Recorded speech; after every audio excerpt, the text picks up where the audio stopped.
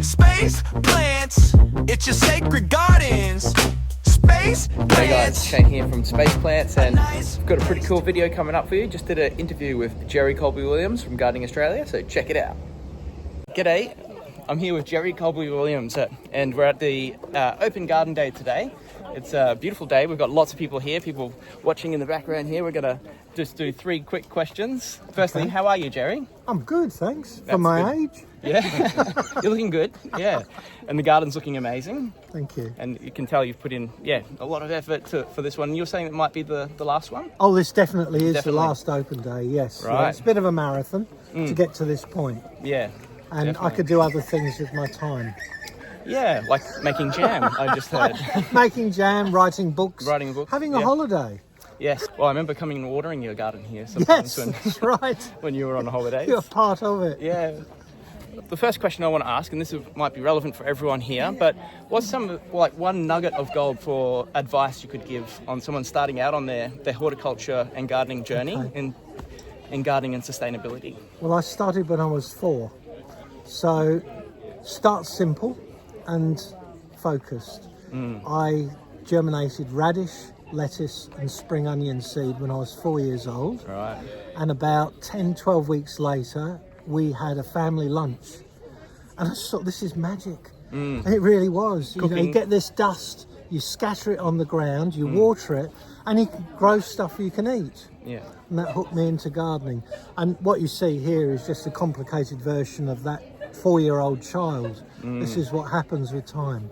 So bringing that childlike wonder to our journey in horticulture, Oh, because I totally. often see the magic in the fact that, you know, all of that information is in that simple seed, and you know you grow those seeds and everything that the radish needs is in that tiny little package. Absolutely. And it is magic. I mean, you just remember when you're a child, everything is possible. Yeah. You know, there are solutions for everything. And I love that idea that things can change, you know, and you don't lose that. That's the important thing. Part of the wisdom of becoming an old person like me is remembering that there weren't so many barriers when you're a child, and you remember the joy of discovery. And so I have that moment every time I'm out here in the garden and a bird comes and sits down with me, or what.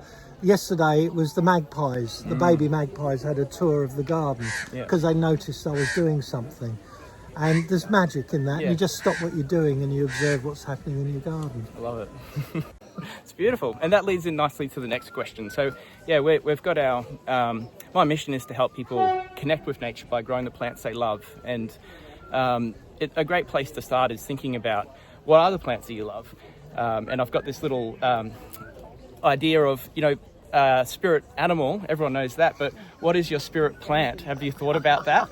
And if you could think of it, for me it's mint. There's so many reasons why I love mint, but it just really resonates on a deep level. But I wondered if you could share.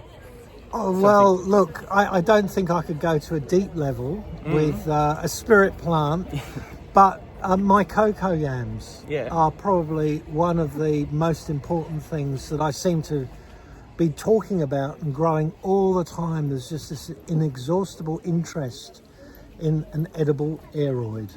So I guess the cocoa yams are there. Prior to the cocoa yams, it would be mangel wurzel, because that goes back to my roots as a kid. Right. And mangel wurzel's over here. It sounds have you like got mangel wurzel in not this year, no. Right. No, it's not been cool enough to sow them. You have to wait until the weather gets really cool. Okay. So maybe June, I might sow some. But they're just such a lovely giving vegetable. I really love them. Beautiful. And you can do everything. Yeah. Make beer from them. Right. Really powerful beer from mangel wurzel. It's good. It's a good one. Okay, the last question is about connecting with nature. What does it mean for you about that idea of connecting with nature in your garden? I think there's nothing more dead than a garden that doesn't have life in it. You know, I mean, you can see beautiful gardens, well maintained, and there's nothing in them.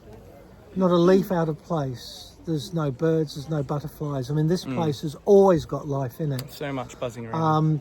You know, if you want to see butterflies, come here. There'll be butterflies here every day the sun is shining, even through the winter.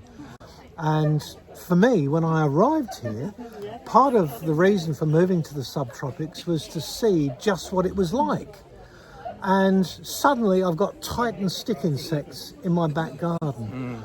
And birds that I've never seen before coming in here. You know, I've got buff-banded rails eating my parsley, for goodness sake. It's fun. Yeah. It's difficult, it's a challenge, but look, I garden with nature and I accept that nature has attacks. Yes, that's it. That's a part of, there's a, pros and cons to having all the nature in, but the benefit is just like, look, when you see all the life buzzing around in somewhere like if this. I want to make just... life easy for myself, I would just enclose this all with netting, and I'd garden in complete protection, and I wouldn't have any of the problems that I deal with, but I wouldn't have all the animals that I live with as well. And I like living with nature. Yeah, I love it too. Do you still have that fruit bat? No, Eric died. Oh, okay. He's been gone for a couple of years now. Right. Yeah. That was amazing though, the photos and the... Yeah. But no, that's awesome. Thank you so much for doing this little impromptu video. You're welcome. So, yeah, it's a beautiful day. And yeah, thank you very much. Thanks for coming. Yeah. Oh, there's everyone in the background. Woohoo! Hey guys, I hope you enjoyed that video. Jerry has such a wealth of wisdom and knowledge and so many little nuggets of gold there in that short little interview. So I hope you got something out of that, and go to Jerry's website as well. Follow him on Facebook and check out his website, because he's got a lot of awesome information there that he's just putting out, and really looking forward to checking out his book when that releases as well. So make sure you check that all out, and also go to spaceplants.com.au and have a look at what we've got going as well.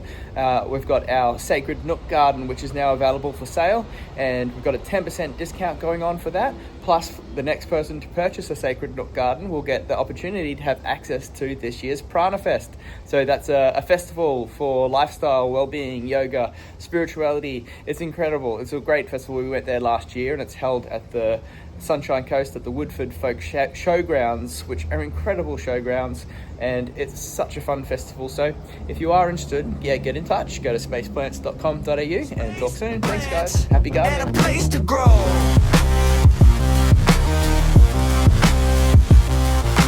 You got the space, we got the plants.